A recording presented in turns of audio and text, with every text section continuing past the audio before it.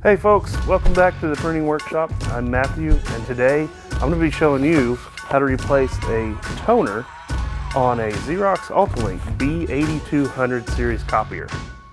The first thing you're going to want to do to change out your toner is open the front cover. Your toners will be located right here at the top. Now this is a black and white model. The color models are exactly the same, except there's 3 more toners right here. Pull out the toner that's empty, and then you'll get your new toner out of the box and you'll shake it a couple of times, and then you're going to get ready to put it back in. And what you're going to want to pay attention to is these little tabs that are on the black part of the toner. Now those little tabs line up to these little holes on the machine itself.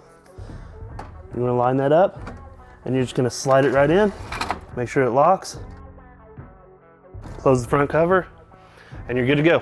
If you want to learn more common fixes on this same model, click here. If you'd like to see more quick how-to videos on other Xerox products, subscribe to our channel.